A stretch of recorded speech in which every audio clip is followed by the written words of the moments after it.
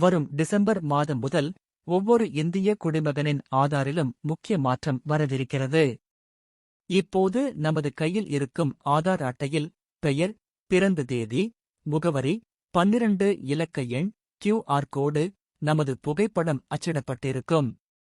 இனி டிசம்பருக்கு பிறகு இருக்கப் போவது உங்கள் புகைப்படமும் QR கோடு மட்டுமே. மீதம் இருக்கும் விவரங்கள், அதாவது உங்களது பெயர், பிறந்த தேதி, முகவரி, 12 இலக்கு ஆதார் எண் இனி இருக்காது. இதுநாள் வரை மேற்படி இந்த தகவல்கள் வெளிப்படையாக இருந்ததால் இவை திருட வாய்ப்பு நிறையவே இருந்தது. முக்கியமாக பாதுகாப்பான ஆதாரை வழங்கும் நோக்கில் வரப்போகும் புதிய ஆதார் அட்டை இருக்கும் என கூறப்படுகிறது. இனிமேல் புதிய ஆதாரில் மறைத்து வைக்கப்பட்டுள்ள நமது விவரங்களை பார்க்க வேண்டும் எனில் அதற்கு QR கோடை ஸ்கேன் செய்தால் மட்டுமே பார்க்க முடியும். ஸ்கேன் செய்தால் மட்டும் போதாது, அதற்கு உண்டான அங்கீகாரம் பெற்று அச்சிடப்படாத ஆதார் உள்ளே இருக்கும் விவரங்களை பார்த்து கொள்ள முடியும். இந்த புதிய முறை மூலம் போலி ஆதார் உருவாக்குவது முற்றிலும் தடுக்கப்படும் என்கிறார்கள்.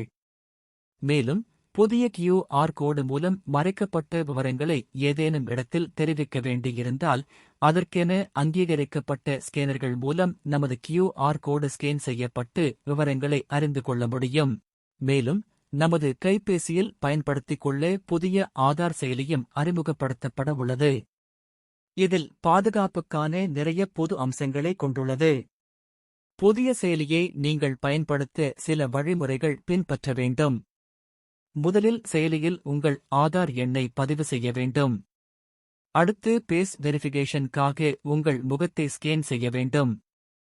இதற்கு அடுத்து செயலியை நாம் பாதுகாப்பாக பயன்படுத்த 6 இலக்க பின் நம்பரை பதிவு செய்ய வேண்டும்.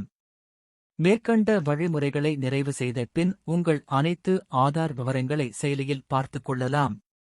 மேலும் யாருக்காவது ஆதார் விவரங்களை அனுப்ப வேண்டியிருந்தாலும் இந்த செயலி மூலம் அனுப்பிக் கொள்ளலாம். இதில் ஒரு சிறப்பு என்ன எனில், நாம் ஏதேனும் ஒரு குறிப்பிட்ட விவரத்தை மட்டுமே அனுப்ப வேண்டும் எனில் அதை மட்டும் செலக்டிவ் ஷேர் என்ற ஆப்ஷன் மூலம் ஷேர் செய்ய முடியும். உதாரணத்துக்கு நமது முகவரி மட்டும் தர வேண்டும் எனில் நமது மொபைல் செயலி மூலம் ஆதாரில் உள்ள நமது முகவரியை மட்டும் பைல் வடிவில் அனுப்ப முடியும்.